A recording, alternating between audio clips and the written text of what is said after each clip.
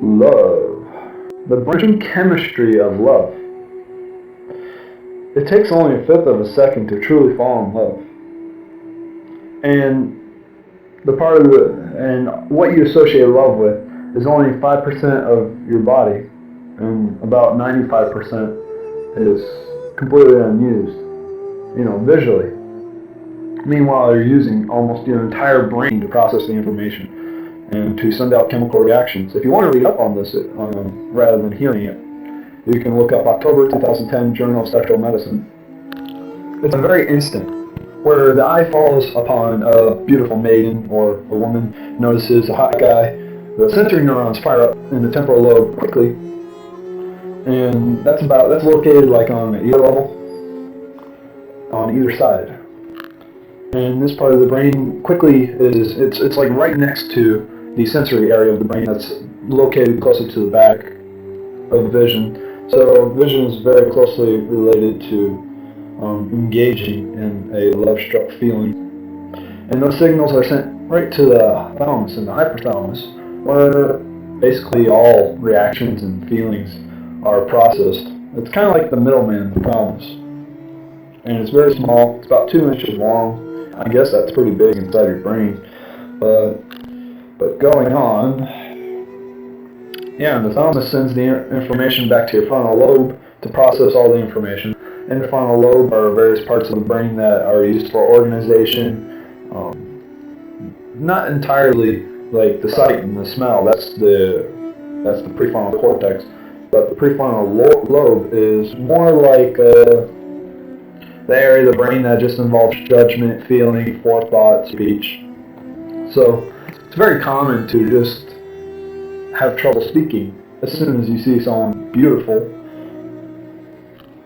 because with all those different types of thought going on, they can confuse a person.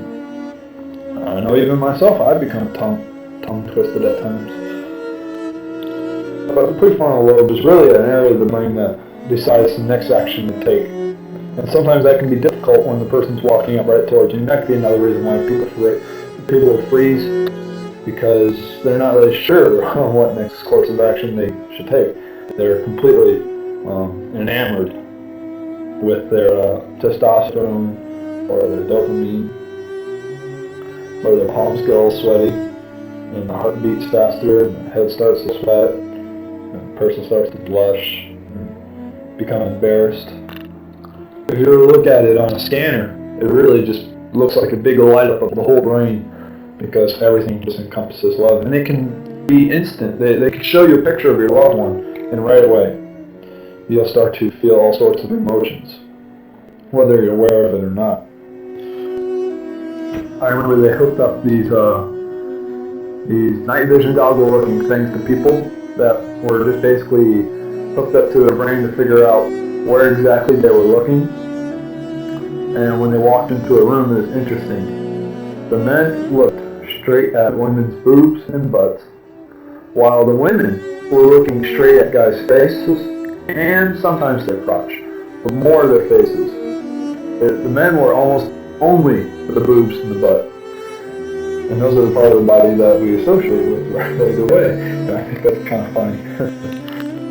But men are more consumed with sex. And that's a good reason, good indication of why. But love is really a cocktail of emotions, and it involves parts of the body types of reactions, that naturally occur, like oxytocin, adrenaline, and vasopressin. One of the major parts of love thrill is really the nucleus accumbens. It's like a knot of neurons in the forebrain, and all it really does, it's interesting, is it associates the body with rewards. It's the part of the brain that kind of says, okay, what can I get out of this? What am I going to get from this?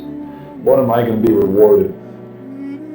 And that's one of the very predominant areas in feeling love struck is associated with selfishness, basically. How is this person going to benefit me? But scientists really don't know why particular people are more attractive to us than others, when any person's physical traits can be just as well as any other.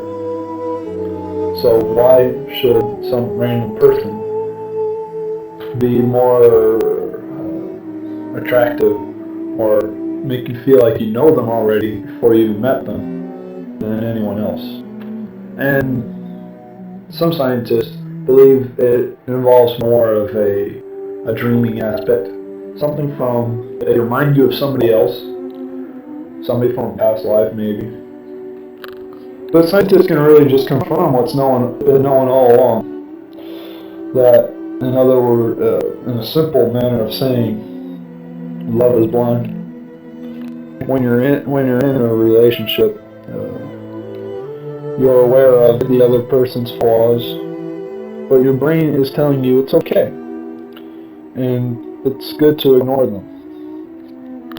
And why is that? Because all of these neural firing components, the amygdala and other parts of the cortex, the singular cortex, are basically going off at such a high rate that other parts of the brain become dulled. Negative emotions are dulled. A sense of critical judgment become dulled. Even though there is judgment being involved, it's very simple judgment, quick judgment, not critical thinking judgment. And so love is blind. It is better not to be in love than to be in love. Because if you're in love, then you don't know what you got. If you're not in love, you know exactly who you're with.